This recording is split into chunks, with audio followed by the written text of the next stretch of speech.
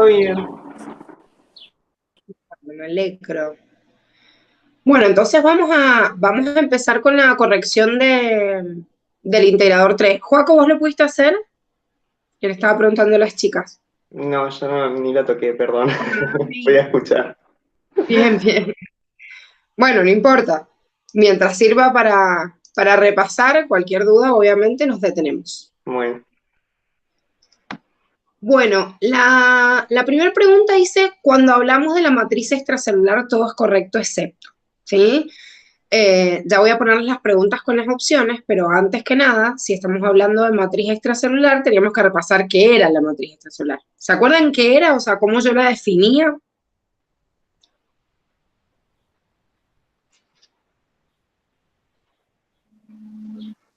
Como todo lo que está fuera de la célula. Perfecto. Todos los materiales que están afuera de la célula y que la rodean. De esa forma yo defino la matriz extracelular. Entonces, esa matriz extracelular tiene una composición muy distinta y esa composición limita también a las células que se relacionen obviamente en esta función como tejidos. Y los componentes básicos de esta matriz extracelular, como tenemos acá, son las proteínas fibrosas por un lado y la sustancia fundamental por el otro, ¿sí? ¿Qué tienen nombrado acá los componentes principales? La verdad es que muchas veces cuando se estudia un tejido, se estudia como característica principal el tejido epitelial, porque quizás es el más fácil de hallar o el que está por fuera, pues si se fijan incluso cuando nosotros vimos los tipos de uniones intercelulares, estamos teniendo en cuenta más un tejido epitelial que los demás, ¿sí? Entonces, es verdad que en un tejido epitelial hay mucha cantidad de colágeno, de elastina, que por ahí no son los componentes principales o las principales, o digamos, o las proteínas principales que yo encuentro en todos los tejidos. Pero por más de que se tome como parámetro, tomamos estas características como características de todos los tejidos y que la facu les va a preguntar como en general. Después podemos puntualizar en cada uno de los otros tejidos que ya conocemos que tienen por ahí componentes distintos como los proteoglucanos o glucoproteínas específicas en algunos u otras que tienen mucha más concentración de alguna de estas dos proteínas. Por ejemplo, ¿qué tipo de tejido, a ver si se acuerdan, tiene mucha cantidad de colágeno? Si bien todos tienen colágeno de una u otra forma. Pero ¿quién tiene mucha cantidad de colágeno? El epitelial.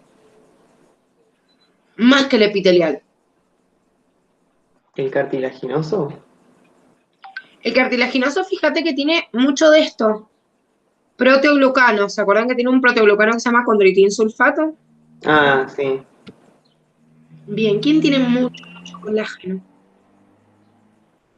El denso regular puede ser. Perfecto. Mm. El tejido conectivo propiamente dicho, denso, regular. Acuérdense que los conectivos propiamente dichos se clasifican justamente de acuerdo a la cantidad de colágeno y se disponían de forma irregular o de forma regular dependiendo de la cantidad de colágeno que tenían. Entonces, el que es más ordenadito y el que es denso en su concentración tiene mucha cantidad de colágeno. Por ejemplo, los tendones, la saponeurosis, los ligamentos, todos esos tipos de tejidos tenían mucha cantidad de colágeno. Entonces, al tener mucha cantidad de colágeno, justamente la resistencia a la tracción se la da más la proteína que el tejido en sí, ¿sí?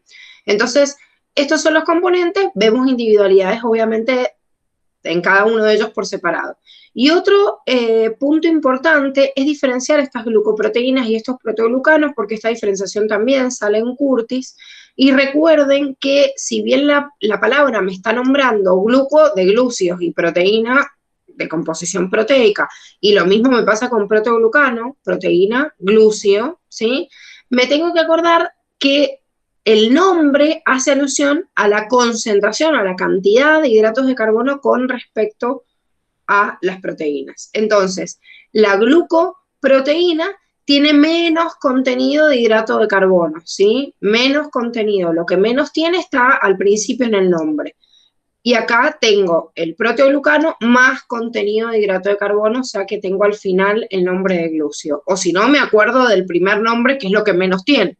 O sea, glucoproteína tiene menos glúcido que proteína y proteoglucano tiene menos proteína que glúcidos, lo que sea, pero en realidad esa es la diferenciación entre uno y otro.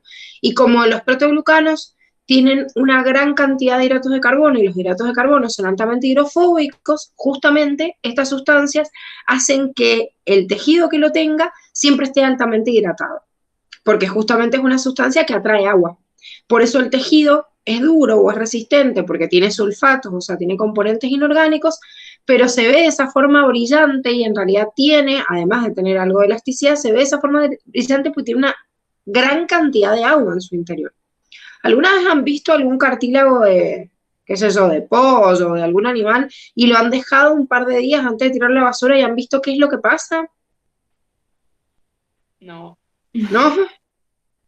No, ¿Vieron el cartílago, el que tiene ahí, no sé, una pata de pollo o una... Lo que pasa es que no se puede dejar así la pata de pollo mucho Claro, tiempo. no, yo la Por tiro el enseguida. olor horrible que Sí, me tiene. da-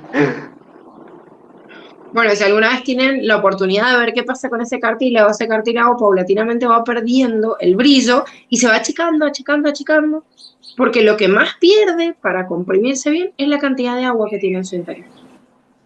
Entonces, al fin y al cabo nos damos cuenta que este proteoglucano le sirve para mantener una alta concentración de agua y mantenerse altamente hidratado, más allá de que pueda ser resistente porque tiene algún compuesto inorgánico, obviamente. Bueno, vamos a las opciones de la pregunta. La A me decía, es el conjunto de materiales localizados fuera de la célula, como dijo la Antos, la definición justamente de matriz extracelular. Pero después me dice, tiene dos componentes fundamentales, proteínas fibrosas, como la fibronectina, dice, y sustancia fundamental como el colágeno. No, la fibronectina, como vimos recién en el esquema, es una glucoproteína que forma parte de la sustancia fundamental. Y por otro lado, el colágeno, como acabamos de ver también, es un tipo de proteína, o sea que está invertida la opción y por eso tenían que marcar esa como incorrecta. Bien, después, en la C me dice, los diferentes tipos de matrices caracterizan a los distintos tipos de tejidos, y sí, las distintas matrices caracterizan a los tejidos porque justamente que el hueso sea más resistente es porque tiene una matriz mineralizada, ¿sí? O que el colágeno justamente, acabamos de decir, le dé más resistencia a un tejido como un ligamento, o que justamente tenga hidratación más allá de la resistencia por el componente inorgánico del cartílago, porque tiene este proteoglucano que llama, digamos, a la presencia de agua, entonces le da esa consistencia hidratada. O sea que obviamente la sustancia fundamental puede determinar las características que forman parte de ese tejido. O sea, no son solo las células las que le dan función, sino el medio también, o sea, lo que los rodea. Ay, no sé por qué se... Ahí está. Y después me dice los componentes inorgánicos de la matriz extracelular son los que le otorgan resistencia a tejidos como el hueso, y bueno, es justamente lo que estábamos diciendo, que en el hueso y en el cartílago hay componentes inorgánicos para dar esa resistencia o esa dureza, ya sean los sulfatos o en este caso, ¿qué tenía el hueso en la matriz? Hidroxiapatita. Bien, ¿y esa hidroxiapatita qué componente inorgánico tenía? Calcio. Sulfato de calcio, ¿no era? Ajá, o fosfato o sulfato. Uno de los dos, no me acuerdo. Creo que era fosfato. Fosfato. Sí, es fosfato, porque la calcitonina regula también el fosfato. Ajá. Perfecto. Es fosfato de calcio. Entonces, esos dos elementos, que es justamente la matriz inorgánica, es lo que le da justamente la alta resistencia al hueso. Después, tenemos esta matriz mineralizada con gran cantidad de sulfatos en el cartílago, pero como vimos, hay otros componentes por ahí que le dan la hidratación. Entonces, como ese componente que le está dando la hidratación es un componente orgánico, y apenas el tejido se muere, se empieza a descomponer, y bueno, rápidamente no tengo con qué agarrar el agua, o sea, con qué retener el agua, y por eso rápidamente se pierde justamente la hidratación. Ah, me dice el Joco que acepto la mira, perdón, ahí está. Es que tengo en la pantalla que estoy compartiendo el Power, entonces Sí, no lo veo. no te quería Sí, porque me interrumpir. avisen por acá. Sí, ahí está la AU también. Sí, cualquier cosa, avísenme, porfa. Encima tengo que conectar la cámara del celular porque no sé por qué no anda la de la computadora, entonces la pantalla de la computadora la tengo que tener o sea, la computadora la tengo que tener en 0 en volumen, entonces no me suena ni el sonidito ese que cuando se están queriendo unir. Bueno, vamos a la pregunta 2, ahí estamos. En la pregunta 2 me dice, Mario está jugando a la pelota y de repente sintió un fuerte dolor en la pierna que lo imposibilitó a seguir en competencia. Y me dice, ¿cuál es el músculo que puede encontrarse lesionado? La verdad que con los datos que me está dando no puedo averiguar mucho, pero lo que sí puedo saber es de las opciones que me dio, en qué zona están, para yo ver si puede ser de la pierna o no. ¿Dónde teníamos el bíceps braquial? En el brazo. Bien. ¿En el brazo o en el antebrazo? En el brazo. En el brazo. Perfecto, en el brazo. ¿El trapecio? En la espalda. La espalda, ¿no? Ah, Bueno, forma parte de la región también de los hombros en los miembros superiores, pero también está en la parte dorsal. ujú. Es un músculo que está en los dos, fíjense que en la facu también lo tienen en el listado de los dos. El cuádriceps, En el En el muslo. Muslo. bien, o sea que dentro de lo que por ahí erróneamente llamamos pierna, en realidad pierna le vamos a llamar solo esta porción y todo lo demás le vamos a llamar muslo. Entonces el cuádriceps no está en la pierna, sino que está en el muslo. Esa era la única trampa de esta pregunta para que supiéramos que el gastrocnemio o gemelos es la única opción que nos había dado la pierna. O sea que no podríamos haber elegido otra opción distinta. Bien, vamos a la 3. La 3 me dice con respecto a la transmisión sináptica, en la sinapsis de tipo químico, podemos afirmar todo lo siguiente excepto. Bueno, acá la primera opción me dice, las neuronas están separadas por un pequeñísimo espacio que se llama hendidura sináptica. Recuerden, si bien tienen una imagen de Curtis que le llama brecha sináptica, a esa hendidura sináptica es lo mismo, los vamos a considerar como sinónimos, es el espacio que hay entre la neurona y la célula postsináptica, el espacio en el cual se liberan los neurotransmisores, ¿sí? O sea que está bien esa opción que me dice que hay un espacio que se llama hendidura sináptica. Bien, ahora en la B dice, el neurotransmisor liberado no puede ser recaptado por el axón que lo liberó. Recuerden que si bien el neurotransmisor puede ser removido rápidamente en ese lugar y yo lo destruyo, ¿sí? Que llega a este lugar, acá, y se destruye rápidamente acá, o se fuga, ¿sí? Hay una partecita que entra, que es lo que está entrando acá. Hay algunos que se va o se fuga, que es lo que tienen acá como difusión, ¿sí? Una parte que se degrada, una parte que se consume, una parte que se fugue. Hay una parte también que vuelve a la célula presináptica, que es lo que se llama recaptación. Así que, por eso esa opción está incorrecta, porque tengo varias opciones con el neurotransmisor liberado, pero una de ellas puede ser que sea recaptado. ¿Sí? Así que está mal. No es que todo sea recaptado, pero hay una parte que sí. Después, un neurotransmisor puede causar una hiperpolarización o una despolarización en la neurona contigua. Bueno, esto tiene que ver con lo que habíamos visto de potencial excitador postsináptico o inhibidor postsináptico. ¿Recuerdan qué significaba esto? O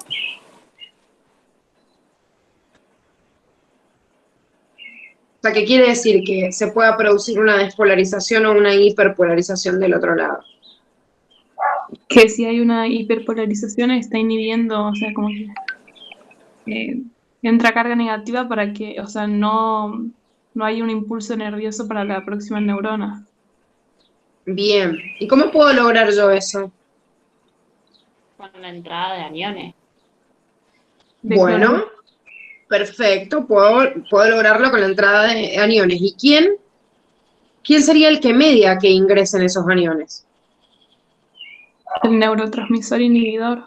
Bien, o sea que justamente de esa manera yo divido a los neurotransmisores en excitadores y en inhibidores, cosa que no podíamos hacer en las sinapsis eléctricas. En la sinapsis eléctrica siempre la sinapsis es de tipo positiva, siempre es excitadora, porque como es eléctrica abro los canales y siempre se me mete sodio.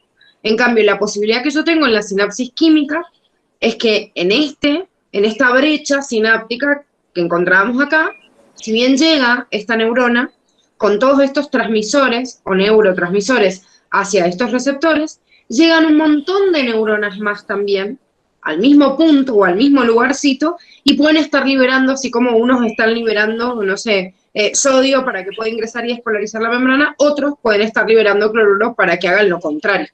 Entonces, al juntarse todo ese efecto, lo que sucede en esa brecha sináptica es que se hace una sumatoria. de lo que es positivo y lo que es negativo. Y de acuerdo al que gana, ¿qué significa ganar algo para que se inicie ese potencial de acción? ¿Qué tienen que superar? El potencial de umbral. Bien, el potencial de umbral. Entonces, si las respuestas excitatorias, yo restándole las inhibitorias, son lo suficientemente potentes para superar el potencial de umbral, entonces se inicia el potencial de acción. Si no, no. ¿Sí? Si no, se queda como está. O sea, se queda inhibida. Y después me dice las terminales sinápticas sintetizan de manera continua al neurotransmisor y lo almacenan dentro de pequeñas vesículas, y esto en el cuadernillo se los decía, que justamente los neurotransmisores se sintetizan, me podía decir esto, terminales o terminaciones sinápticas, y cuerpo celular también. El cuadernillo les dice que los neurotransmisores se almacenan o en el cuerpo celular o en las terminales axónicas o sinápticas, y que después se almacenan. O sea que igual la opción está correcta, porque me nombra solo las terminales sinápticas y no me nombró el cuerpo celular, pero en realidad no excluye uno de la otra. O sea que la única que puedo marcar como incorrecta era la B. Bien, vamos a la pregunta 4. En la 4 me dice, marque la opción correcta sobre cuál es la primera respuesta del organismo frente a un descenso del pH sanguíneo. Bueno, si yo tengo un descenso del pH, entonces, ¿qué tenemos? Un aumento de protones que se van a combinar. Bien. ¿Y qué significa un aumento de protones en sangre? Disminución de pH. Bueno, pero en el organismo, ¿cómo se llama ese fenómeno? Ah, acidosis, ¿no era? Acidosis. Bien, es una acidosis, ¿sí? O sea, que si yo tengo una descenso del pH sanguíneo es una acidosis. Pusimos acá de ejemplo la acidosis metabólica, pero la verdad es que no me está diciendo la situación, o sea, la consigna, por qué hubo un descenso del pH. Puede ser que haya sido una acidosis de tipo respiratorio, ¿sí? O sea, se los puse acá como referencia nada más. Lo único que sé es que si hay un descenso del pH, tengo una acidosis. Si yo tengo una acidosis y tengo un descenso del pH, quiere decir que esto está aumentado. Obviamente, como estamos viendo en esta ecuación, la ecuación se tiene que desplazar para este lado. ¿Está bien? Ujú. Rápidamente, si yo tengo un descenso del pH, rápidamente esos protones de más se tratan de combinar y generan más dióxido de carbono y agua. Entonces, si bien yo no sé cuál es el origen del aumento de esta concentración de protones, lo que sí sé es que el aumento de protones va a tratar de compensar a esto, y si no hay ningún problema en el pulmón, lo primero que va a querer hacer es expulsar el exceso de dióxido de carbono, o sea que va a haber una hiperventilación. ¿Sí? O sea que ya la primera opción, que es el aumento de la frecuencia respiratoria, está bien.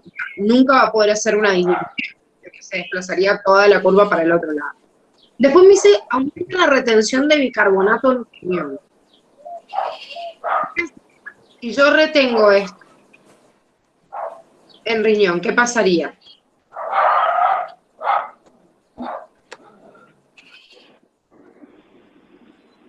No sé, o sea, se excretaban los protones por la orina.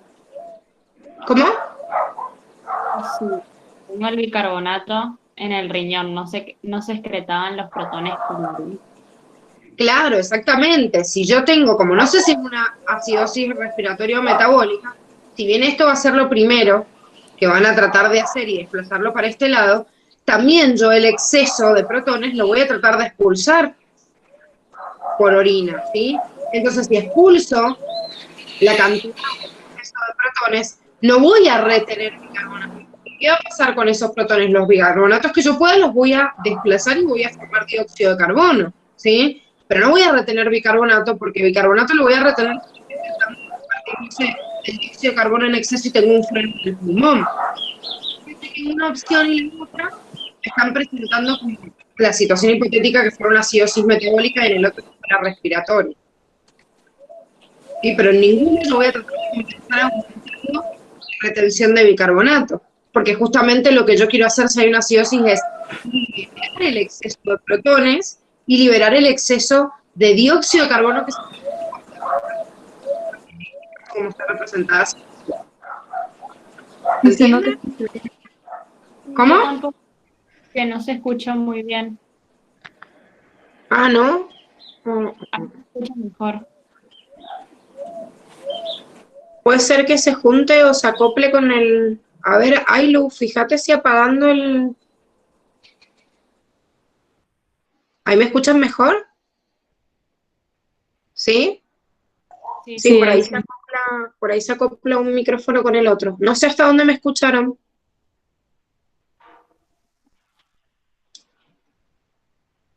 Que la sangre no quiere retener dióxido. No, digo bicarbonatos.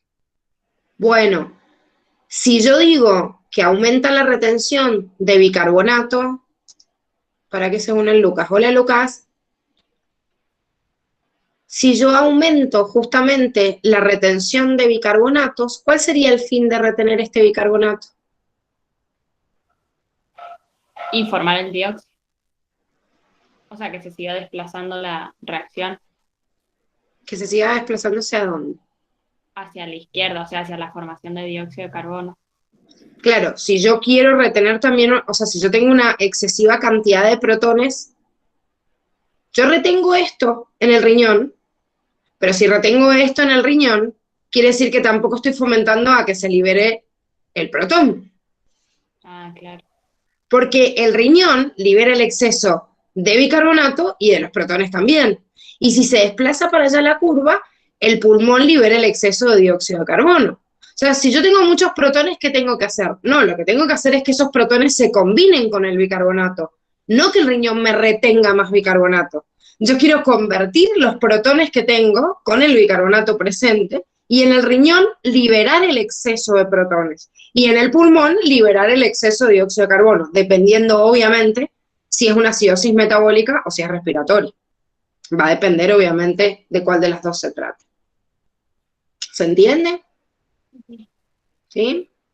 Sí. Bien. Bueno, y después me dice se produce hipocalemia. ¿Con qué está relacionado esto? ¿Qué se les ocurre? Con el sodio, no sé. Ujú. Bueno, por ejemplo, ¿cuándo habría hipocalemia? Cuando había un exceso de aldosterona, ¿era? Bueno, ¿qué hacía la aldosterona? Aumentaba la reabsorción de sodio y la excreción de potasio. Bien. O sea que yo aumento justamente a veces en algunos cuadros de hipertensión aparece hipocalemia si hay algún problema con la aldosterona. Pero en realidad es lo contrario. Generalmente cuando yo tengo una hipercalemia, lo que me está hablando o lo que me está representando esa hipercalemia es que yo tengo excesiva cantidad, no en la, o sea, de retención en la sangre y estoy perdiendo mucha cantidad de sodio con agua. Entonces me está dando una señal de deshidratación, pero va a tener que ver con el balance o la compensación hídrica, ¿sí? No con los otros iones. O sea que en realidad este potasio no está participando en este proceso de buffer para regular el pH. O sea que acá podríamos decir que es la opción más bolazo que tenía menos que ver con lo que me estaba preguntando, ¿sí? Con respecto al pH sanguíneo. Todos los iones influyen, obviamente, pero la participación del potasio en la compensación del pH sanguíneo es como mínima, porque no forma parte de este buffer, ¿sí? Bien, vamos entonces a la otra. La otra pregunta, que es la 5, me dice marque la opción correcta sobre la activación de los linfocitos B. Bien, me dice, la región del BCR, o sea, el receptor de las células B, dice que reconoce el patógeno, se denomina antígeno. ¿Qué se denominaba antígeno? Antígeno era, digamos, la partícula extraña que entraba y a lo que reconocía. Exactamente, o sea, el antígeno es esta partícula que teníamos acá, que toma contacto con el anticuerpo para ser reconocido. El BCR era el receptor de la célula B que podría ser toda una inmunoglobulina de estas, toda entera. Acuérdense que el receptor BCR era como todo el componente que tenía en la membrana la célula del linfocito B. Después me dice, el paratope del BCR solo reconoce al epítope del antígeno. El paratope, recuerden que era el pedacito de la región variable de este anticuerpo que me reconocía solo un fragmentito del patógeno, por eso acá lo tienen amplificado, que se llamaba epítope. O sea que esta es la opción correcta, ¿sí? El paratope de este receptor, que es el BCR, me reconoce el epítope. Ahora, la C me dice, el paratope, que era esta estructura, está formado por regiones contantes de las cadenas livianas y pesadas de la inmunoglobulina. No, ¿por qué está formado? Por las variables. Por la porción variable, fíjense, eso es lo que me representa acá, de la cadena pesada y de la cadena liviana, pero por la porción variable. ¿Sí? Bien, después me dice el linfocito B solo puede activarse con ayuda de los linfocitos T. No, porque también podía activarse, digamos, por sí solo. Perfecto, teníamos un esquemita en el cuadernillo, fíjense, que además de activarse con la ayuda justamente de los linfocitos T, teníamos una opción completamente independiente del linfocito T, que es la que vemos en este gráfico, que es cuando realmente el antígeno es reconocido por este epítope del receptor de la célula B. Entonces se activa directamente, ¿sí? El linfocito T puede colaborar a ayudarlo, pero también se puede activar completamente independiente de él. Bien, vamos a la 6. En la 6 me dice, ¿qué vitamina se le da a los recién nacidos en las primeras horas de vida para impedir hemorragias? O sea que ya me está diciendo la opción que tengo que elegir una vitamina que tiene que ver con la formación de los factores de la coagulación. Pero para colmo de eso me tira otro datazo y me dice síntesis en la flora intestinal. Entonces ahí era como... había dos datos porque hay varias vitaminas que participan en la formación de los factores de coagulación o que tienen influencia en la coagulación, pero que es sintetizada a la vez por la flora intestinal es solo la vitamina K.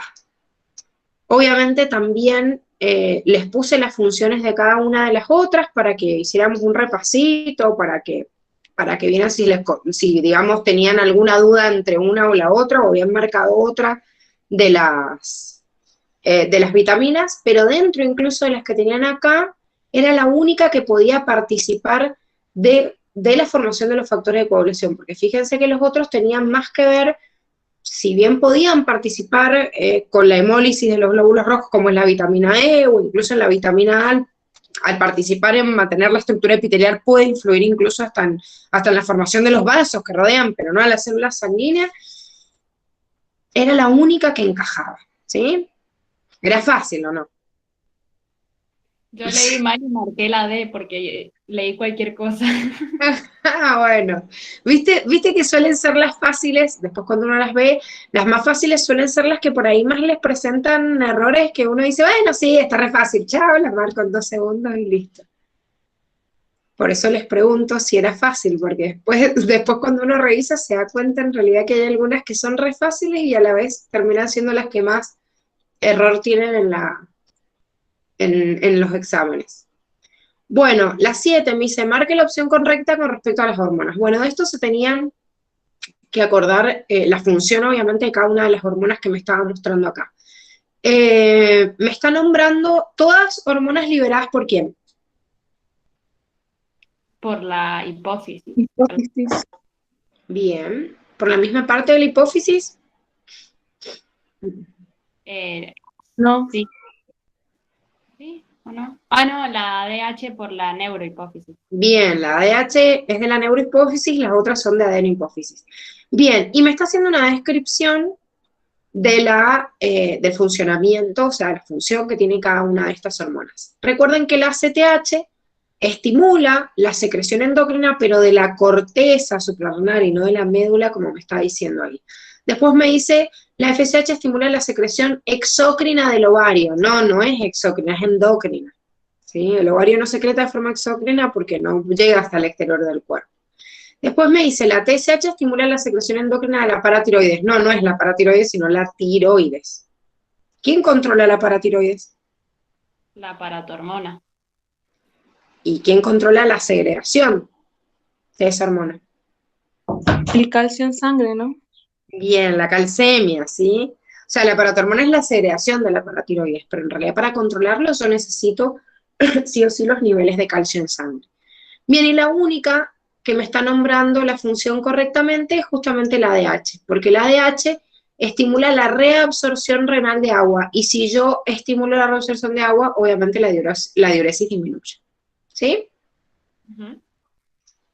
Bien.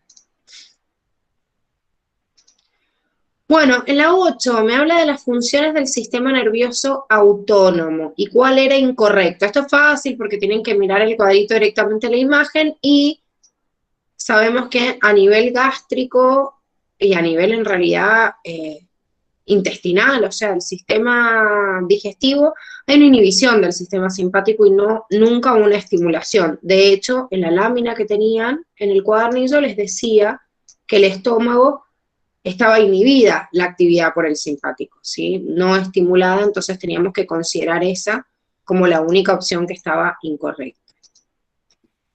Bien, vamos a la 9. Me dice, ¿cuál de los siguientes fenómenos se relaciona con la expiración? ¿Sí? Acá tenemos un dibujito que nos repasaba los mecanismos de inspiración y expiración. Fíjense cuando digo aumento de la presión intraabdominal, ¿qué estoy diciendo? Porque este no está por ahí acá o no se ve del todo. ¿Para qué yo aumento o disminuyo la presión intraabdominal?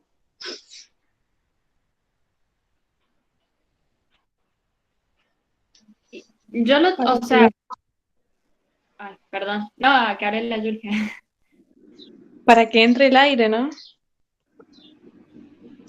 ¿Por qué? O sea, ¿cómo hago aumento o disminución de la presión intraabdominal y cómo puede influir eso? ¿Y cómo lo hago? O sea, ¿cómo aumento o disminuyo la presión intraabdominal? Con la contracción y la relajación o sea, para aumentar la presión vas a necesitar que se relaje el diafragma para que se disminuya la cavidad torácica.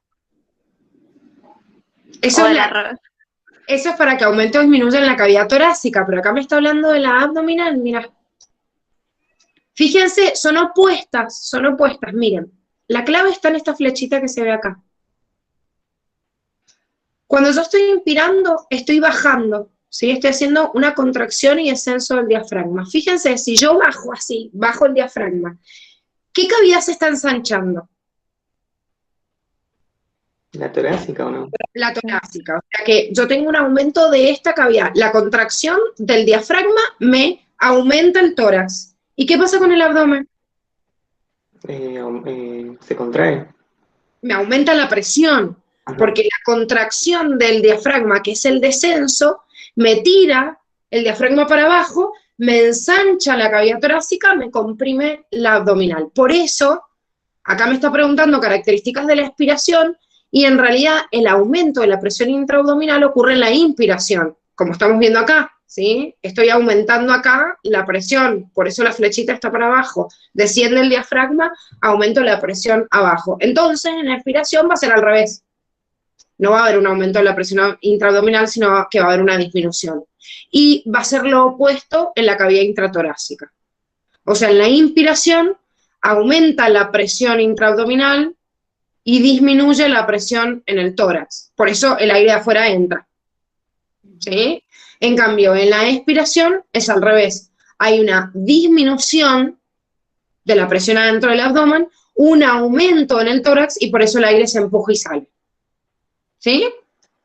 Bueno, los otros componentes que le salían en las opciones sí están en la imagen, cuando me habla del diafragma, estoy viendo que acá también hay contracción del diafragma en la inspiración y en la expiración, y acá justamente lo que estábamos hablando recién me dice, aumenta el volumen de la cavidad abdominal. ¿Por qué? Porque cuando yo hago un aumento de la presión, es porque disminuye el volumen.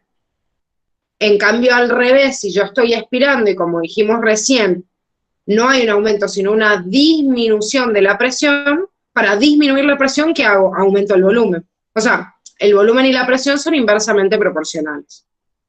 ¿Sí? Eso ya lo saben, lo re saben de química, ¿o no? Sí, digan que sí, que el taller queda grabado para que el Rodri después diga, ah, bien. Se quedaron todos con el micrófono apagado, como diciendo, no voy a decir nada. Bueno, dice, y después el último dice, aumenta el volumen de la caja torácica, que justamente esto en lo que estábamos hablando del volumen, en base a la presión, si yo dentro de la inspiración hago descender esto y ensancho el volumen, justamente el ensanchar el volumen reduce la presión, o sea que el aumento del volumen de la caja torácica es de la inspiración y no de la expiración. ¿Sí? Era para pensar un ratito, pero en realidad si se hace en el esquema, vamos. ¿Les fue bien o no en esa? ¿O la marcaron mal? No, se me dio vuelta eso de la intraabdominal y torácica, entonces la marqué mal. Bien, bien, era sentarse y pensar un ratito a ver qué me está preguntando. ¿Me está preguntando el tórax o el abdomen? Porque en realidad si se fijan, el mecanismo de inspiración-expiración, la mecánica respiratoria, no es uno de los temas más difíciles de respiratorio.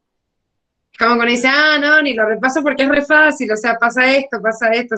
Entonces, nada más hay que detenerse en preguntas así a pensar porque son un poquito más tramposas, nada más. Ujú. Bueno, después dice, en cuanto a los órganos sensoriales, todas las opciones son correctas, excepto. La A me dice, el sonido llega al oído por los choques de las moléculas de aire entre sí. Estas entran al oído externo a través del conducto auditivo externo y hacen vibrar la membrana timpánica y así la cadena de huesecillos dentro del oído medio. Sí, me está hablando de la cadena de transmisión justamente del sonido desde el exterior hacia el interior, así que está perfecto. La B me dice, el 20% de la luz que toca la córnea llega a los conos y los bastones. Esto lo que está mal es el porcentaje. Si bien el cuadernillo les dice que solo un pequeño porcentaje de luz cae de lo que va a la córnea, llega hasta los fotorreceptores propiamente dichos, después en el apunte de clase tienen aclarado que que les dice poco porcentaje, es un 10%, no un 20%. ¿Sí? O sea que tenían que marcar esa opción en realidad por la cantidad, o sea, por el porcentaje nada más, porque lo otro estaba bien. Después el sabor al cual se le tiene umbral más bajo es el amargo. ¿Por qué pasaba esto? Por las sustancias venenosas. Bien, porque las sustancias justamente que son venenosas y que atentan contra la supervivencia del individuo, generalmente tienen un sabor amargo. Entonces, como mecanismo de defensa, los animales tratan de rechazarlos y por eso tienen un umbral bajo, para que respondamos rápidamente. ¿Y quién tiene el umbral más alto? El dulce, sí, el dulce. Bien, el sabor dulce, perfecto. Bueno, y después me dice, los corpúsculos de Pacini son mecanorreceptores que sensan presión y vibración, que esto está bien, era uno de los tipos de receptores. ¿En dónde estaban los de Pacini, se acuerdan? ¿En qué porción? La parte profunda de la epidermis. De la dermis. Sé que eran los más, o sea, los profundos. Claro, los más profundos, justamente. La epidermis es la más superficial y solo tiene las terminaciones nerviosas libres. Bueno, los que salen del pelo obviamente también salen hacia el exterior, pero que están, digamos, bien en la superficie. En cambio, todos los demás se almacenan en la dermis, en la primera capa de la dermis o en la más profunda de la dermis. Estos están en la capa más profunda de la dermis. Bueno, vamos al 11. El 11 me dice, marque la opción correcta. O sea, que me tengo que fijar lo que me esté diciendo de forma correcta. La A acá, que era la que tenían que marcar, me dice que el epitelio simple y plano, o sea, o escamoso simple, se localiza en la cápsula de Bowman y en los alvéolos respiratorios. Y esto está bien porque son dos superficies de intercambio. No es el único lugar donde yo encuentro epitelio plano simple. ¿En dónde más se les ocurre que hay epitelio plano simple? En el endotelio, o sea, en el vascular, en la sangre. Los capilares. Perfecto. Perfecto. ¿Por qué tenemos ahí epitelios planos? Por el intercambio. Porque necesito intercambiar sustancias, ¿sí? O sea, justamente en los lugares en los cuales necesito que pasen sustancias a través de las membranas, me conviene que sean más finitas. No es que no pasen a través de las otras membranas, pero me conviene que sean lo más finitas posible, pero ¿por qué? Porque toda la membrana funciona como barrera. Porque ustedes recuerden que una capa de células, o una membrana plasmática, tiene que ser atravesada por una sustancia. Ahora, si el epitelio es plano, es porque yo quiero que ese epitelio funcione como barrera, pero la sustancia que está acá no ingrese a la célula, sino que ingrese y vuelva a salir para irse al otro lado. Entonces, en todos esos epitelios que tienen esa forma de barrera, justamente, tengo epitelios planos simples. Ahora, la B me dice, la queratinización del epitelio estratificado plano es típica de la epidermis, vamos bien, pero después me dice cavidad oral y esófago. Recuerden que ahí no hay queratinización. ¿sí? El único epitelio queratinizado es la epidermis. Después me dice, el epitelio cilíndrico simple solo se encuentra en el estómago. No, se encuentra en el estómago, pero no es el único lugar. Por ejemplo, el intestino, el colon, o sea, de todo el tracto digestivo también tienen epitelio cilíndrico simple, cilíndrico simple, es lo mismo. Así que lo que está mal ahí es el solo. Y después me dice, los conductos eferentes del epidimo tienen epitelio cilíndrico estratificado y no, tienen epitelio pseudo estratificado. ¿Qué era el pseudo estratificado? Era una sola capa de células que parecía que como que fueran más. Bien, parece que son muchas, pero en realidad es una sola, ¿sí? Porque los núcleos están en desnivel. Bien, vamos a la 12. Me dice, con respecto a la placenta, marque lo correcto. La primera me decía que la placenta se encontraba completamente formada al final del segundo mes. Y esto es lo que está mal porque no es el segundo mes, sino que es el cuarto. ¿Sí? Después me dice, la placenta está formada por la unión materna, el corion y la porción fetal de cibo basal. Están al revés. ¿Sí? Están invertidas.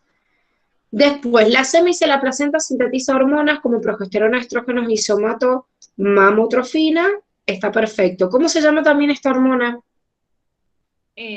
Lactógeno placentaria. Perfecto.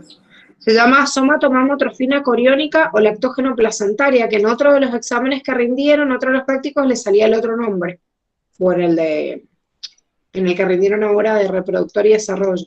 Entonces, como para que tengamos presente en realidad los dos nombres. Bueno, y después la D me dice, la única inmunoglobulina que atraviesa la placenta es la inmunoglobulina M, y no, sabemos que la inmunoglobulina no la atraviesa pues muy grande, es un pentámero, así que no pasa. La que pasa es la inmunoglobulina G. Bien, 13. Dice, el ciclo cardíaco comprende sístole auricular, sístole ventricular y diástole, ¿sí? Ahí tenemos que marcar la opción incorrecta. Dice, al producirse la diástole, la presión cardíaca desciende y la sangre ingresa de las venas a las aurículas. Justamente, al relajarse el corazón y ensancharse la cavidad, aumenta el volumen. Y como nosotros sabemos, si aumenta el volumen, ¿qué pasa con la presión? Desciende. ¿Qué? Que si aumenta el volumen, ¿qué pasa con la presión? Disminuye.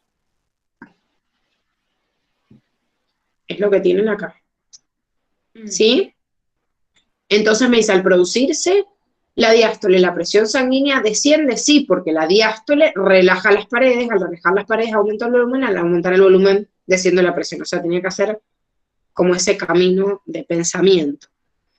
Después me dice, durante la sístole ventricular, que es la contracción de los ventrículos, la válvula mitral y tricúspide se encuentran cerradas. Sí, porque justamente si yo quiero contraer el ventrículo, quiero sacar la sangre del ventrículo y no quiero que regrese a las aurículas. Quiero que se vaya por las arterias, entonces justamente por eso están cerradas.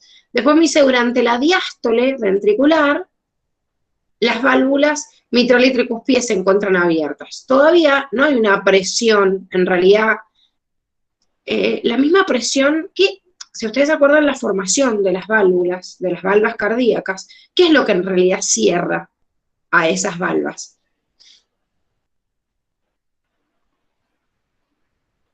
El vaciamiento. O sea, como que se vacía. O sea, por la presión, tipo, no sé, empuja, entonces se abren y cuando ya cae todo, como que vuelven a su lugar original. Es al revés, porque ese sería como un sistema de compuertas. O sea, ese sería como que yo lo estoy cerrando intencionalmente, pero en realidad no es así la forma de las valvas. Las formas de las valvas, si ustedes se fijan, o sea, si yo tengo la disposición de la aurícula al ventrículo, tiene como unas pancitas. Entonces, en realidad, la presión, naturalmente, cuando se junta la presión, se termina como disponiendo para abrirse la valva y para que pase, pero en realidad porque no está tensionada. O sea que si a mí me están diciendo que en diástole está cerrada la válvula, no está cerrada, está abierta. ¿Por qué? Porque en realidad la situación de que esté cerrada la válvula está así, siempre así. ¿Y cuándo se cierra? Cuando la cavidad de abajo le genera presión, o sea, el ventrículo. Quiere decir que justamente en sístole ventricular, la presión de la sangre del ventrículo es lo que cierra a la válvula y la compuerta, porque si no, no entenderíamos por qué en la diástole la válvula se encuentra abierta. Porque en realidad no es un sistema que yo estoy diciendo, bueno, voy a cerrar ahora la puerta. No, es como que siempre está abierta y siempre va a permitir el paso, salvo cuando la presión le genere al revés, presión desde el otro lado, en donde se inflen esas válvulas y esa sangre comprima una compuerta con la otra. ¿Se entiende? Y eso es lo que evita el retroceso justamente de la sangre. Entonces, no importa si en diástole se está llenando la aurícula y de la aurícula pasa algo de esa sangre al ventrículo, porque si está abierta es lo que pasaría. No me interesa. Lo que me interesa es que en realidad se llene lo que más pueda y puede ser que se esté filtrando, pero que cuando esa sangre llegue al ventrículo por contracción de las aurículas, después ya no pueda regresar porque las válvulas comprimen el pasaje de sangre y solo dejan que se vaya en dirección hacia las arterias. ¿Se entendió? Bueno, y la última me dice, durante la sístole auricular, la presión de las aurículas supera la de los ventrículos, por lo que las válvulas pulmonares y aórticas se abren, dejando pasar la sangre de la aurícula al ventrículo. No, esto es lo que está mal. Porque las válvulas que se están abriendo son los aurículos ventriculares, o sea, las que estaban nombrando antes, la tricúspide y mitral o bicúspide, pero no la válvula pulmonar y aórtica. Bien, 14. Me dice, marque la opción correcta sobre la posición anatómica. Acá en todas había una fallita de la redacción, salvo en la primera que me dice que se usa como referencia para la descripción anatómica, pero en la opción B me hablaba de manos hacia atrás, y esto está mal, serían hacia adelante, o en una me decía con los brazos extendidos y en realidad son adyacentes al cuerpo, o como dijimos, las manos hacia atrás no, sino hacia adelante. Los miembros inferiores separados y no, tienen que estar paralelos. Acá me vuelve a decir miembros superiores extendidos y es adyacentes al lado del cuerpo. O sea, todos tenían algún error en cuanto a la descripción. ¿Sí? Bien, vamos con la 15. Dice, marque la opción correcta sobre el sistema de complemento. Acá la A me dice, el sistema de complemento se activa por dos vías, la clásica y extrínseca. No, no se llama extrínseca, sino alterna. Después, la vía común me dice que se inicia con la activación del componente C5 y se llamaba C3 y no C5. La única que está correcta es la C, que me habla de las funciones naturales del sistema de complemento, opsonización, que recuerden que era estimular, digamos, a que se acerquen los neutrófilos a la zona para estimular la fagocitosis, quimiotaxis, que es atracción de otras células inmunitarias, y citólisis por CAM, que CAM recordemos que es complejo de ataque a la membrana, y lo que hago es abrirle agujeros a la bacteria, o sea, ese microbio, para poder que esos agujeros generen un desequilibrio interno en el equilibrio hídrico iónico para que se muera. Y después la vía alterna dice forma parte de la inmunidad adaptativa al unirse a un antígeno y un anticuerpo. Lo que está mal acá es esto, porque la unión del anticuerpo con el antígeno formaba parte de la vía clásica, y sí es verdad que forma parte de la inmunidad adaptativa. La vía alterna, ¿cómo se activaba? Por la unión de las proteínas del complemento con el... No, ay, no me acuerdo. ¿Alguna se acuerda o no?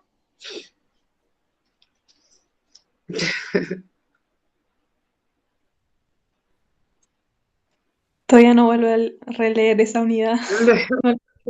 Esa unidad tan compleja.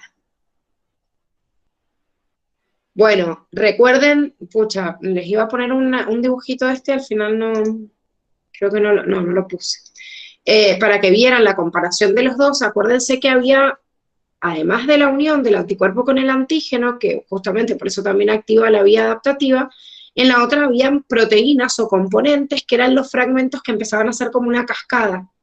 ¿Se acuerdan que ustedes en la facultad les nombraba el fragmento B, el P, el D?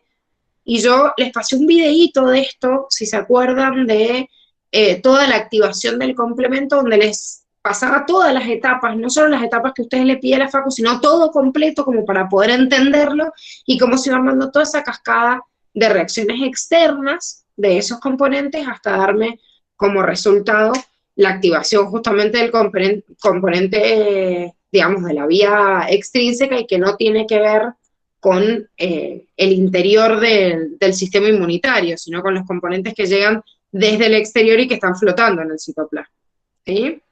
Que bueno, esta es la que se le llama justamente vía alterna, que si bien la A está a propósito, se me perdió el cursor, la opción está a propósito porque si bien se llama alterna, en realidad no sería del todo incorrecto, digamos, decirla extrínseca, porque es verdad, es una activación extrínseca, lo que pasa es que le han puesto este nombre, entonces por eso es incorrecto, pero existía toda esa vía de activación a partir de estos factores, que llegaban todos como vía común, obviamente, a activar el C3. Así que les recomiendo que cuando vayan a repasar esto vean de vuelta el videíto ese que tenían, porque se entiende bastante bien en base a él. Bueno, vamos a 16. La 16 me dice marque la opción correcta. Y dice, los peces poseen un sistema respiratorio denominado branquial, hasta ahí vamos bien, pero me dice que tiene invaginaciones. No, tiene evaginaciones, ¿sí? Las branquias. Después dice, los anélidos poseen respiración de tipo directa. No, porque los anélidos ya tienen un sistema de respiración de tipo cutáneo. O sea, respiración directa es que todas las células lleguen por simple difusión hacia el exterior. Eso no pasa. Ya el anélido, una lombriz de tierra, tiene como una cantidad de células considerables y no le alcanza la respiración de tipo directa. Después me dice, los reptiles presentan sistema respiratorio pulmonar, que está perfecto, y me dice, los anfibios dependen únicamente de sus pulmones para respirar, y esto no es correcto porque los pulmones de los anfibios son bastante precarios, ¿sí? Y justamente necesitan de un acoplamiento a esa respiración pulmonar y por eso tienen respiración también de tipo cutánea. Bien, vamos a la 17. Me perdí el power de acá. Dice, respecto del balance hídrico en el ser humano, marque lo incorrecto. Y acá, si bien todas me nombraban de porcentajes completamente normales, había una que se pasaba excesivamente de la cantidad de orina normal, ya que la orina normal es de aproximadamente 1,5 litros, ¿sí? Por día. Obviamente, si yo estoy tomando un montón de litros de agua, seguramente, o sea, eso no va a ser igual, ¿sí? O sea, si yo, por ejemplo, me tomo, no sé, 3 litros de agua, y sí, voy a tener que liberar esos 3 litros de agua. Entonces, si tengo que liberar esos 3 litros de agua, al fin y al cabo, puede ser que ese día mi orina sea de 2 a 3 litros. Pero si yo estoy preguntando como normal o habitualmente, en realidad habitualmente es un promedio del balance hídrico por día, y este valor es casi el doble de lo normal que tendríamos que orinar. ¿Qué pensaría yo en una persona que tiene un hábito, digamos, normal o incluso no haciendo actividad física y orina más de lo que debería? ¿Qué se me ocurriría? ¿Qué puede ser?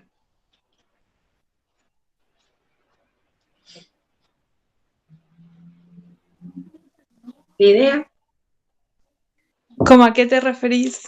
Claro, que tengo un paciente que orina mucho. ¿Pero Pero que consumiendo más líquidos o no? Ajá. No, con una ingesta de líquido normal. Los riñones. Bueno, ¿qué puede estar pasando en los riñones? Que se produzca segregación de ADH y se produzca... No, al contrario, porque Sí, el factor natriurético sería. Bueno, o sea que podría ser específicamente una falla en la liberación de FAM, pero si me están fallando las aurículas del corazón, seguramente voy a encontrar otro trastorno que va a ser más grave que estar orinando más. Puede tener diabetes también. Perfecto, Julie, es en lo primero que yo pienso. Puede haber algún desbalance hormonal, pero los diabéticos generalmente antes de empezar con polidipsia, que es tener mayor cantidad de sed, tienen primero poliuria y después tratan de compensar esa poliuria con la polidipsia. Justamente es lo que lleva a que por ahí tengan algunos cuadros de deshidratación, porque orinan más, y después se empieza a tratar de compensar con tomar también más cantidad de agua, pero generalmente tienen algunos indicios de deshidratación por esto, ¿sí? Entonces, justamente obviamente analizo qué es lo que hay, pero una de las formas de controlar o de hacer este chequeo normal para descartar la diabetes es pedir la orina de todo el día. Vieron que muchos viejitos van con el bidón entero a analizar, no solo con la muestra de orina que vamos, sino con toda la orina del día, porque es importante analizar la diuresis, que es la cantidad de orina en el día, y si yo no la junto toda, no tengo forma de contabilizar. Bueno, vamos a la 18. En la 18 me dice, ¿en cuál de las siguientes aseveraciones respecto de las hormonas del ciclo sexual femenino es falsa? Y acá, si bien en realidad les puse el esquemita para que pudieran comparar los altibajos de todas estas hormonas hipofisarias y también de las hormonas ováricas, la D me dice, la LH inhibe la secreción de progesterona. Y si ustedes se fijan, la LH, esta hormona, produce un pico. ¿Qué hacía este pico? Producía la ovulación. Bien, produce la ovulación, mantiene este cuerpo lúteo. ¿Y qué hace el cuerpo lúteo? Segrega estrógenos y progesterona. Segrega progesterona, fíjense el pico. Entonces no puedo decir, como me dice acá, que inhibe la progesterona, porque indirectamente la está estimulando, no inhibiendo. ¿Sí? Bien. Vamos a la 19. En la 19 me dice, marque lo correcto. La motilina dice estimula la absorción de glúcidos en el intestino delgado. No, estimula la motilidad y ahí viene justamente su nombre. Después me dice, la bombecina estimula la producción de secretina y de gastrina. No, produce la secreción de gastrina, pero no de secretina, sino de colecistoquinina. O sea que eso es lo que está mal en esa hoja. Después me dice, la colecistoquinina, producida por el duodeno, se libera ante la en el duodeno. Bueno, esa va con... Vino con lenguaje inclusivo la frase. La voz se ríe. Tiene que decir grasas, no grasas. Eso pasa por hacer el power a las 2 de la mañana, ¿ven? Bueno, tiene entonces, libera como estímulo la aparición de grasas y aminoácidos que llegan, te libera la colecistoquinina, pero no por la presencia del quimoácido. Tengo quimoácido que se libera. El inhibidor de gastrina. Perfecto, el PIG, que es el péptido inhibidor de gastrina, porque justamente la gastrina es la que estimula la liberación de ácido en el estómago y aumenta la motilidad, entonces lo que yo hago con el PIG es inhibir. Si tengo el quimo muy ácido, quiere decir que estoy liberando mucha cantidad de ácido y no la está consumiendo la degradación del alimento. Bueno, entonces, todas estaban mal, y la única que está bien es la D, que me dice la gastrina secretada por el estómago, y estimula la secreción ácida y peristaltismo gástrico, que es lo que acabamos de decir. ¿Sí? Y el PIG entonces hace lo contrario. Dice, yo ahí tengo una duda, Ah. no la nombra, pero ¿quién secreta la secretina? ¿En esta? O sea, no la nombra, pero con las hormonas, digamos, digestivas. Ah, bien. La secretina, ¿Quién secreta la secretina? Bueno, ¿quién secreta la secretina? ¿Los demás no se acuerdan? Porque yo tenía duda porque cuando había estado estudiando para rendir ahora biología, nos decía que lo secretaba el intestino, pero después la profesora nos dijo, no, lo secreta el páncreas. Y era como, ¿le hago caso a usted o le hago caso a lo que está escrito? Así que no sé, me quedó la duda y no sabía. No, hacele caso a lo que está escrito. La secretina es liberada por el intestino. Bien, gracias. ¿Qué libera? O sea, que una cosa son las liberaciones de hormonas y otras liberaciones de enzimas. Esto por ahí es fácil que te acuerdes de de las funciones que tiene el páncreas. Porque el páncreas, ¿qué hormonas secreta? Las endocrinas. Sí, todas las hormonas son endocrinas. Pero ¿qué hormonas secreta el páncreas? La insulina, el glucagón y la somatostatina. Glucagón y somatostatina. somatostatina. ¿Qué más? ¿El péptido inhibidor gástrico? No, el polipéptido pancreático. Polipéptido Es pancreático. parecido. Se Es me parecido. confundió todo. El polipéptido pancreático. Entonces, el polipéptido pancreático, somatostatina, insulina y glucagón, esas que las venimos viendo y todo, son las hormonas pancreáticas. Todas las otras hormonas que estamos nombrando acá son de producción del mismo sistema digestivo. Que acuérdense que el sistema digestivo no tiene como principal función la liberación de hormonas, pero se complementa. Ujú. ¿Sí? Sí. No, la secreción es liberada por el intestino. Igual que todas esas hormonas Gracias. van a parar a la sangre, ¿o no? ¿Cómo? Las hormonas van a parar a la sangre y las Sí. enzimas desembocarían todas en el duodeno. Las que se Todas en secretan el tubo. Sí, Ah. las enzimas que son liberadas por el páncreas van a Claro. parar al duodeno. O la bilis, que viene obviamente de la vesícula biliar o directamente secretada al intestino, va a parar al duodeno. Después depende el tramo del intestino en el cual estés, porque el intestino mismo, si está secretando, puede ser que esté secretando la parte del duodeno, sea una porción del yeyuno y del ilio. Ajá. Entonces, si el yeyuno y ilio están secretando, va a ir a parar a esa altura del intestino, ¿sí? Pero se va a secretar, se va a volcar al tubo. Las enzimas siempre al tubo digestivo, las hormonas siempre a la sangre. Y tienen que viajar por sangre, hacer el recorrido y volver. O sea que cuando yo digo, bueno, pero secreto esto en esta porción para que vaya y actúe en el estómago. Sí, claro, pero tiene que ir a la sangre, tiene que pasar y volver. Por eso también es Sí. hepático. Ajá. El transporte hepático me sirve para que también hay varias de estas enzimas que se secretan en el tubo digestivo y que rápidamente se absorben y estimulan la liberación de hormonas, y esas hormonas rápidamente, que se liberan por ahí por el sistema de porta, llegan más fácil antes de dar toda la vuelta por el corazón y volver al órgano en el cual van a cumplir su efecto. Igual se demora bastante, por eso la digestión no es algo que uno hace de un momento a otro, o sea, se demora horas, de aquí que se compensa. Y necesitamos demorar las señales de aquí que lleguen. Vieron que nos metemos la comida a la boca y qué sé yo, de aquí que hasta el sistema nervioso procesa que estamos llenos, que estamos saciados, se demora un ratito. Por eso si uno sigue comiendo después como vacas, va a explotar y tiene la panza muerta, dice que se secretara ¿qué? ¿Cuál era la hormona de la saciedad? Ay, Leptina. ¿La? Leptina. esa. No te escuché. Leptina, bien.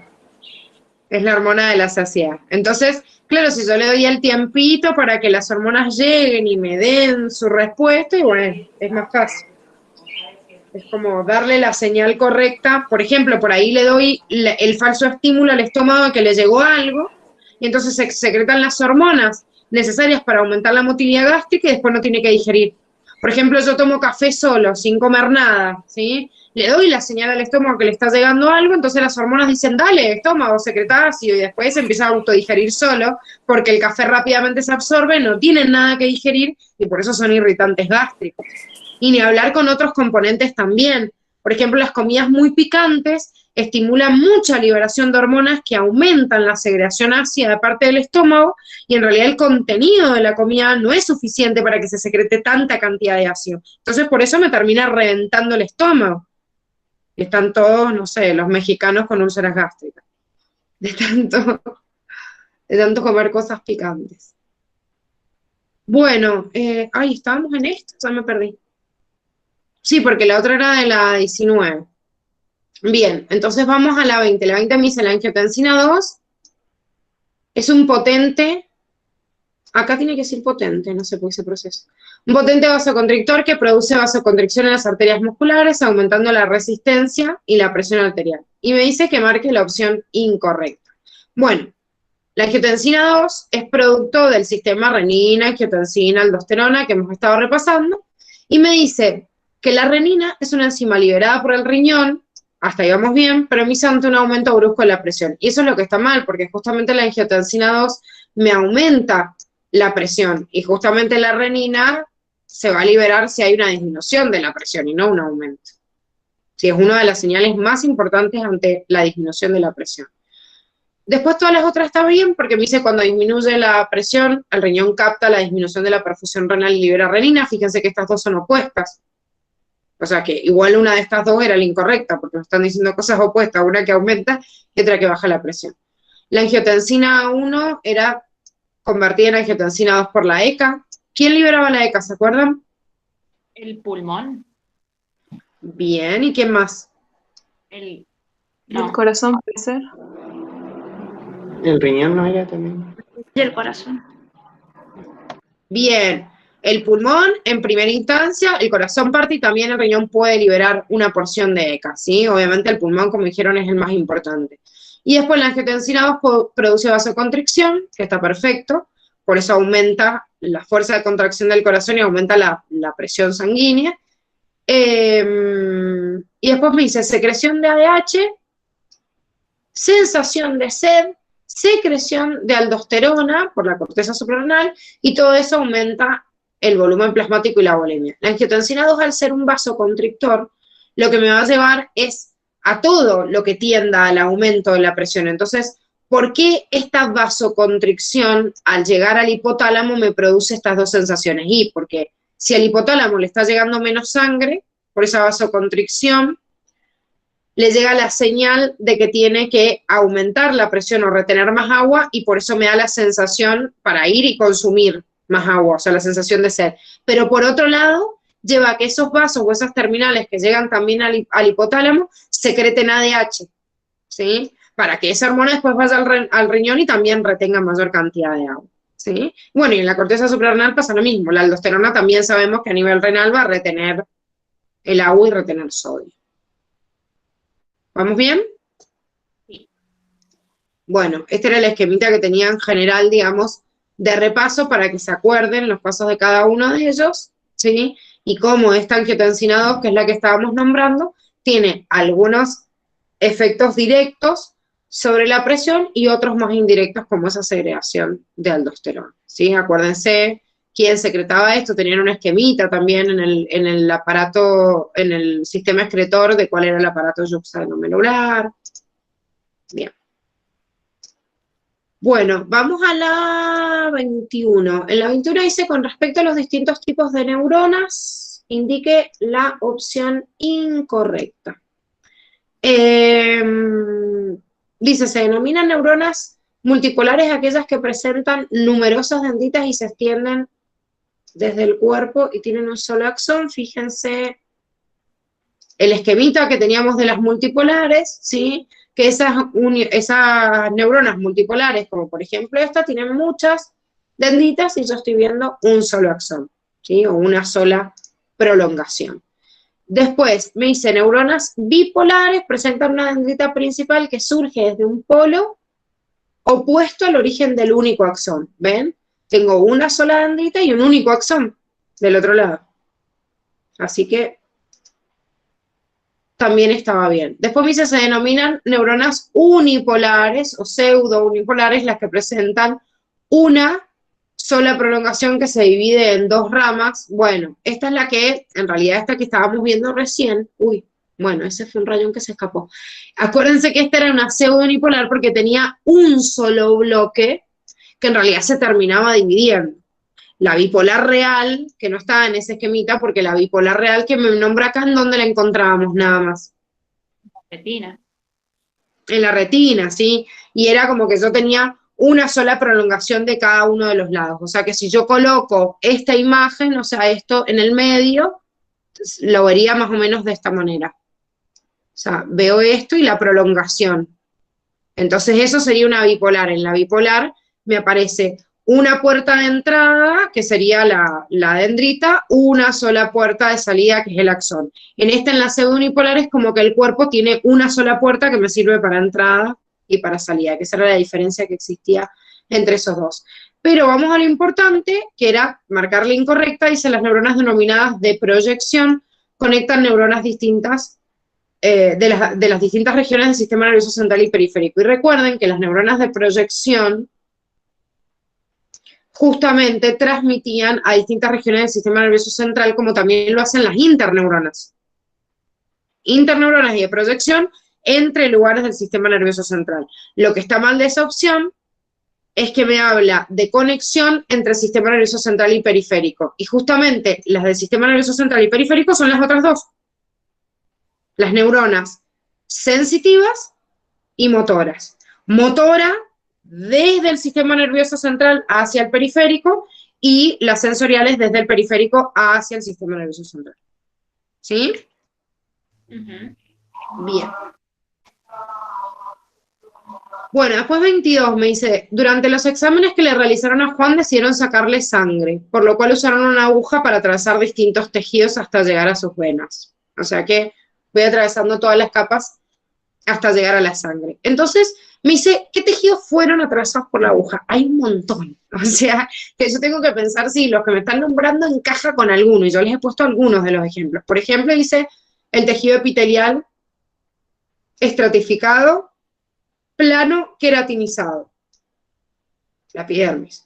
¿Sí? O sea, el único epitelio que tengo de esta forma o queratinizado para atravesar y llegar a la aguja es la epidermis.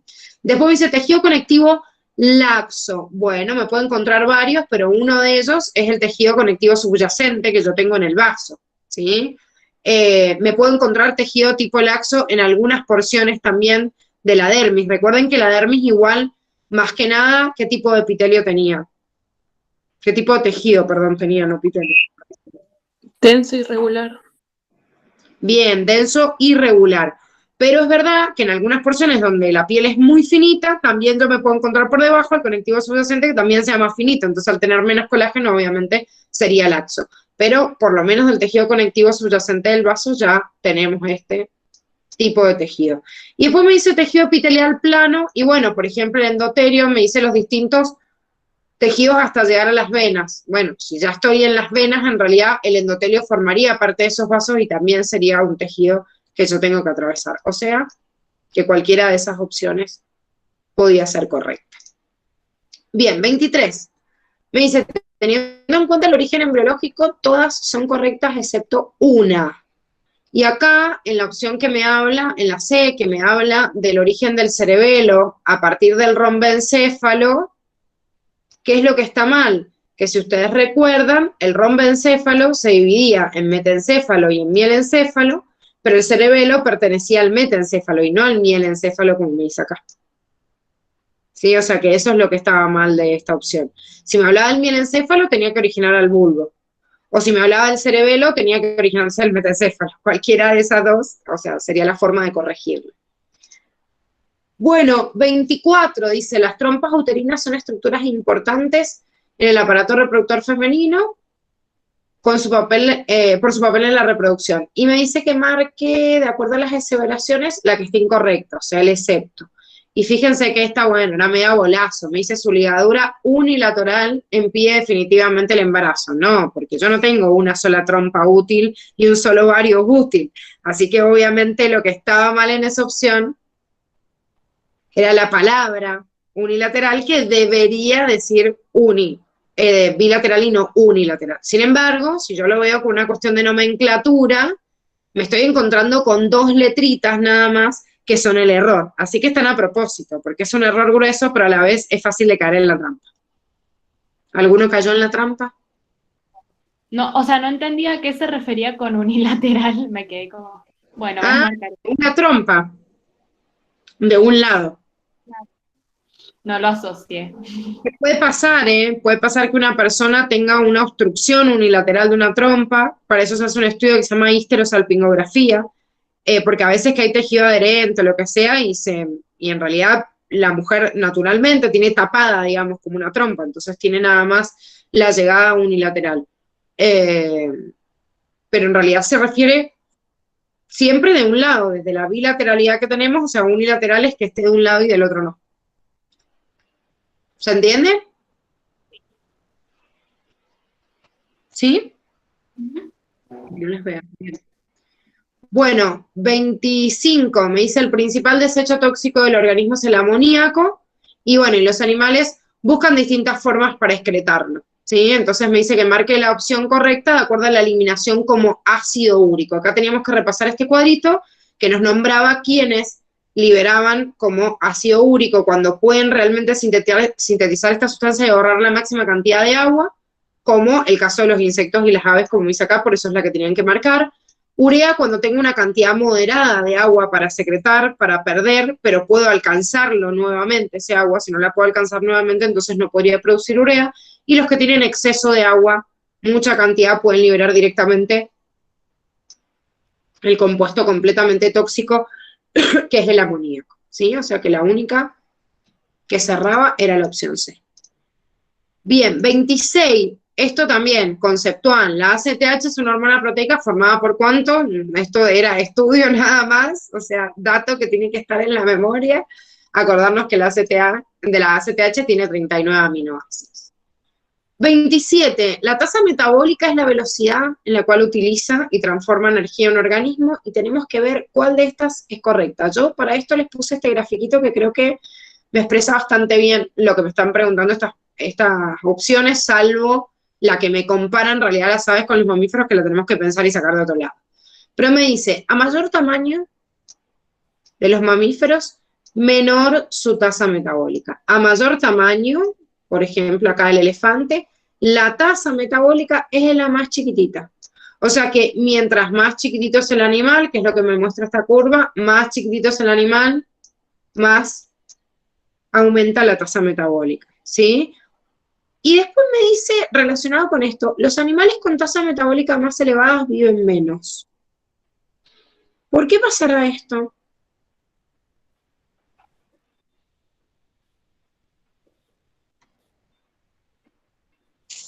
Tal vez porque sus células envejecen más rápido. Fíjense que si yo tengo una tasa metabólica más elevada, la célula está como más, o sea, se empuja ya desde el inicio a que trabaje mucho más. O sea, su trabajo no es el normal, sino que está exagerado, y al estar exagerado ese trabajo obviamente impacta sobre todas las células del cuerpo. Al impactar sobre todas las células del cuerpo, y el aumento justamente de esa tasa metabólica, quiere decir que se tienen que regenerar más rápido. Regenerarse más rápido significa más ciclos celulares, y por ende que se me acorten los telómeros más rápido. Entonces, justamente mientras más aumento haya de la tasa metabólica, más se van a envejecer las células y por eso viven menos, y por eso el promedio de vida de una musaraña o de un ratón va a ser mucho menor que de un elefante o de un caballo, ¿sí? Pero después la opción que no tenían que marcar, porque acá tenían que marcar las opciones correctas, la B me dice, las aves presentan menores requerimientos metabólicos que los mamíferos, y no son menores, son mayores, porque recuerden que las aves vuelan, y el vuelo es algo que en una proporción normal entre un mamífero y un ave hay mucho más gasto de la tasa metabólica de parte del ave que el mamífero, por la forma en la cual se transporta. Bueno, me acabo de dar cuenta porque sonó la alarma, si no, ni me daba cuenta que tienen como recreo, y encima que tienen física y química toda la mañana, ¿o no? Ah, ¿Quedó alguna duda hasta las preguntas que hemos visto hasta acá? no. ¿No? No. Bueno, escúchenme, hoy es la última clase y ya nos volvemos a ver a la vuelta del receso, así que yo voy a corregir hoy a la tarde igual las planillitas, los integradores de cada uno de ustedes. El que no le haya hecho última, aproveche para hacerlo, para que de la pregunta 28 en adelante, si hay alguna duda me la puedan preguntar, ¿sí? Yo ya a la tarde les mando las preguntitas, o sea, las grillas, digamos, corregidas, y ustedes fíjense, desde esta pregunta en adelante, si tienen alguna duda puntual, me la responden. Ailu, ayer cuando te escribí también vi un par de preguntas de las otras que me han hecho, todavía ni las leo, así que hoy a la tarde que me pongo a corregir, leo todas las dudas que les han quedado pendientes y se las termino de contestar, ¿sí? Bueno, dale, gracias. Así solucionan todas sus dudas existenciales antes de irse al receso. ¿Están cansados ya a esta altura? Un poquito. Menos que el año pasado igual. Y lo que pasa es que el estar en la casa y organizarse más tampoco uno pierde tanto tiempo, así que eso está bueno. Pero organicen actividades divertidas para repasar, porque creo que en el momento en el cual están ustedes, o sea, ya como recursantes y ya teniendo un montón de cosas bien en la cabeza, lo que más peligra es aburrirse, o sea, que empiece a correr una mosca y se vayan, vuelen, divaguen. Entonces, los grupos de estudio suelen ser un fenómeno de contención muy importante. Prueben cosas que no hayan probado antes, ¿sí? Cosas que les resulten, o sea, que sean más entretenidas, el hecho de desafiar uno a otro, o que uno le haga preguntas al otro, que se esmere en eso, ¿sí? Porque en realidad si no buscan esta instancia más entretenida, se sientan por ahí 1000 horas a leer, leer, leer, leer, y no sirve por ahí de nada. El Joaco dice, está escuchando atentamente aparte, porque siempre se cruza y desfila, pero ahora se ha quedado... Esta vez no desfiló, entró por el otro lado y después vino. Pero me da gracia que se quedó así, por ahí te desfila y te pasa nada más por la pantalla. Ay, no, antes recién estaba haciendo masajes y cerraba los ojitos. Bonito.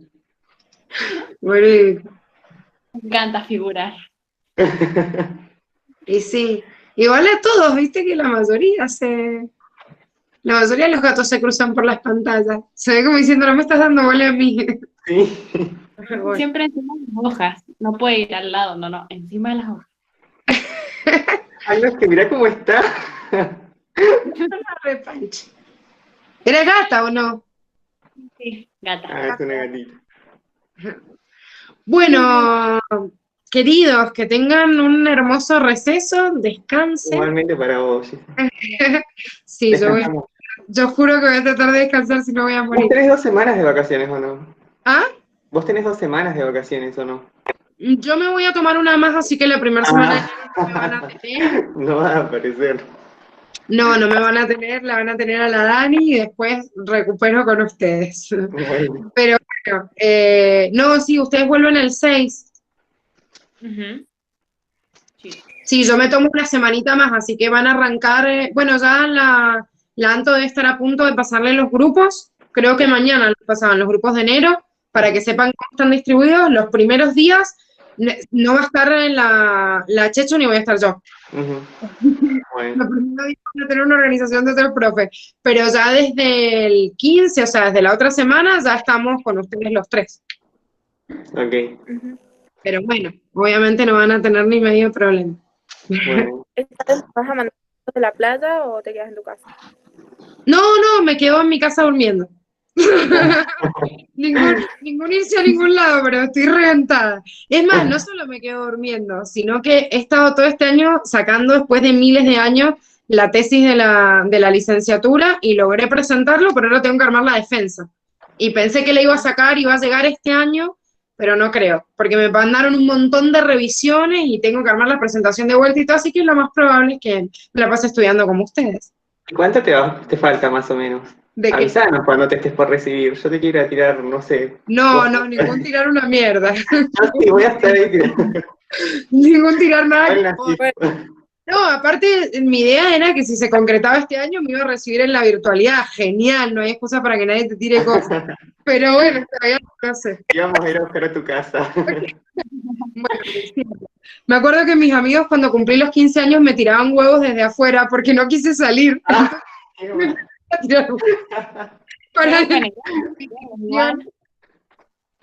Pero nunca me llegó la harina, ¿viste? Me usaron los huevos solos. Gracioso. Pero bueno, no sé, entre este año y febrero del año que viene, pero bueno, por eso les digo, lo más probable es que esté estudiando como ustedes, pero por lo menos me voy a levantar un ratito más tarde. Así que bueno, vamos a descansar un poquito de levantarnos por lo menos y meterle más furia a la tarde-noche, nada más. Sí. Bueno, pórtense bien, descansen, diviértanse también, júntense chicos, o sea, júntense también a estudiar, no solo virtual, porque ya fue un montón de cosas y necesitan esto de la conexión con el otro y el de compartir, les va a ayudar un montón para repasar en esta etapa, ¿sí? Bueno, No sé si se están juntando o no, por ahora solo en la virtualidad. sí. O el domingo. Vamos Ay, a no festejar. escuché hablar más a la vez. Sí. Que vamos a festejar con Ailu. El ingreso. ¿El qué? ¿Qué van a festejar para que no escuche a la Bailu? El ingreso. Ah, de una, que se le cortó el audio y no lo había escuchado. Bueno, vamos, a ver, no sé, ¿van a ir a tomar algo? Sí, algo vamos a hacer.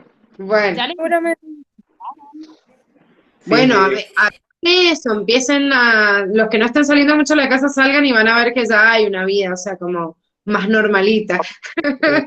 Y Está bueno recuperar un poco la normalidad. Avívense con esto, o sea, con estas instancias nuevas, también de juntarse, de comunicar, de hablarse entre ustedes, de ayudar un montón. Bueno, Bueno, los dejo, que ya les comí todo el recreo, me van a matar. ¿Qué tienen ahora con la Chechu? Ya me voy a tener que sí, disculpar. Voy a tener que ya empezaron a mandar stickers. otra vez le quité unos minutos, ¿sabes?